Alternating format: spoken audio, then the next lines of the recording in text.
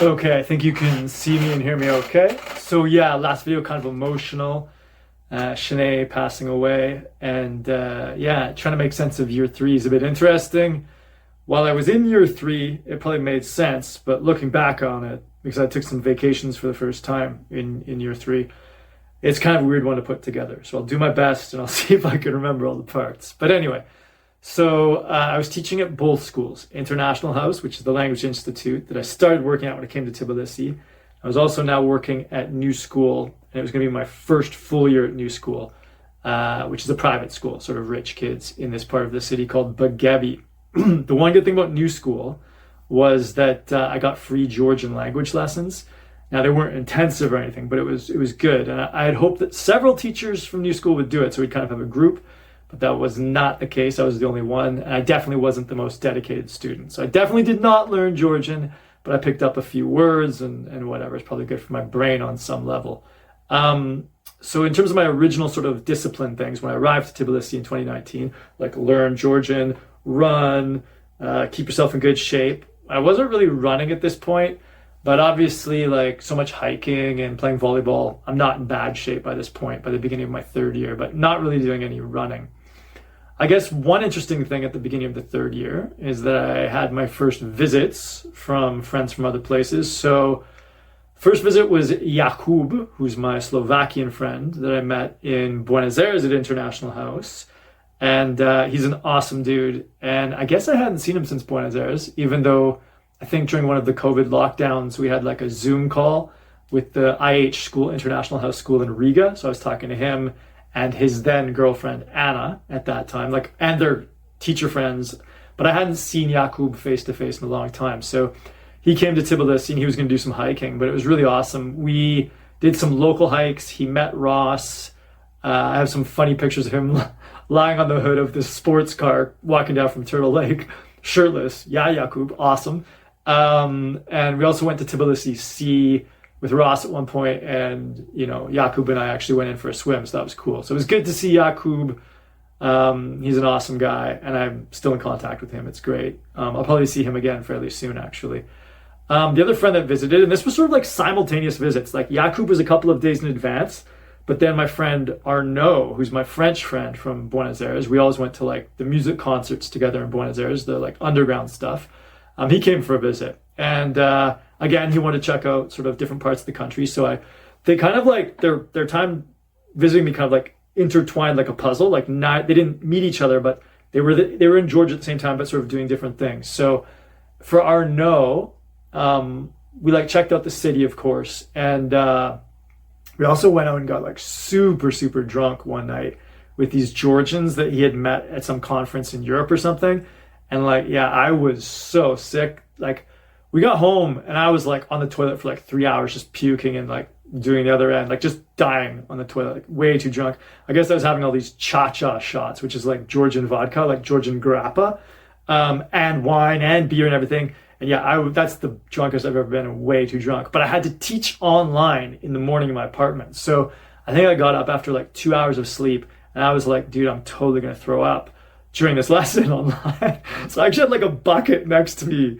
And what I planned to do is if I needed to throw up during my lesson, I was just going to like exit the meeting, like pretend like I had a power outage or something and throw up. But somehow, I don't know how, I actually was able to teach my class in like the worst possible state I could possibly be in. I somehow did it. But anyway, the next day, Arnaud and I went to one of these sulfur baths. So I mentioned that in Tbilisi, the capital of Georgia was moved from Meskheta to Tbilisi because Tbilisi ended up having like sulfur, like warm natural springs. And they have these sulfur baths in Tbilisi, sort of in the old town, but I had never been to one. And Arnaud was like, yo, let's go. So we go down there. And for whatever reason, the one we go to, because all the other ones were closed, they're like, you have to be naked. So whatever. So I don't know if Arnaud has a picture of us naked. No, not that. Inside the bathhouse, the roof and everything is kind of cool. I don't know if Arnaud got any pictures of that, but I'll go dig through my files and see if I can find one for you. Maybe not. So that was Arnaud and Jakub visiting Tbilisi. Really cool. And then obviously, like, it's still the fall, so we're still playing volleyball. Marginishvili, Turtle Lake, everything's great. I guess one thing that had happened in the summer that I didn't mention. So in my first year there, in the summer with volleyball. I mentioned there was a conflict between like Anton and Dima over Anton, who wanted to play more seriously, and Dima, who wanted to have more fun and inclusivity with everybody, whatever, right? More slacker mode. Obviously, I'm Dima's style. Let's just have fun, forget if the volleyball's professional, right? Let's just develop a crew and have a social life, right? Nothing against Anton, right? But just that's more where I'd be leaning, right? So in the summer of, I guess, year 2, I had become kind of the boss of volleyball. And just like, that's how it happened. I wasn't like fighting for it, but I wasn't complaining either. But yeah, everything was good. And then this girl, Alina, came from Russia. It was crazy, dude. She jumped into our Telegram chat and right away was like, who's the boss? And like, just total A-type personality, no sort of like feel out the room, find out the vibes, but just like straight to like take over. And so she became like part of our crew, not the leader, but then she had major issues with the way I was doing volleyball. Like, she didn't like it when we let people play or encourage people to play who were like crappy players.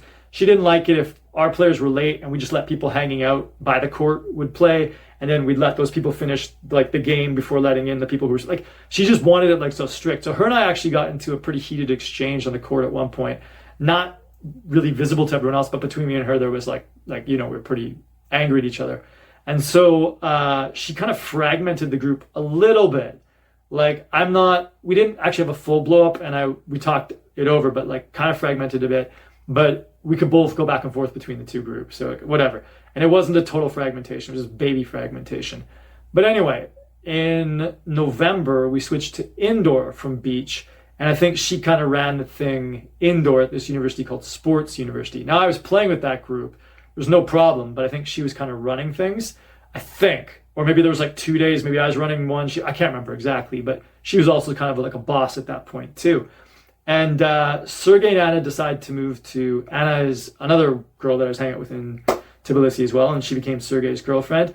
And they decided to move to Batumi for the winter. So the crew kind of thinned down, but I was playing like indoor volleyball, everything's good, with Alina, this crazy girl who's like super A-type personality, nothing negative. But we'll get more of that later. And so volleyball, everything's good. And then Christmas comes around and I'm like, well, maybe I should take my first vacation now that I'm vaccinated and I can travel places.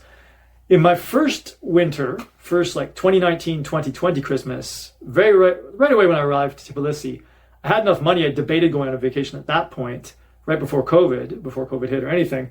And I was thinking about going to, what are the islands off of Morocco that are Spanish? What are those islands called? Anyway, those like sort of islands off of Morocco that are Spanish. Can't remember the names right now. It doesn't really matter. I planned to go there, but I bailed. I was like, nah, Tbilisi's new to me. I don't need to travel. By year 3, I was kind of like, yeah, I got enough money. I got Christmas break. I should go travel. So originally I planned to go to Morocco, but then Morocco changed their COVID criteria and they closed the country. So then I had to go to Malta, which isn't bad either.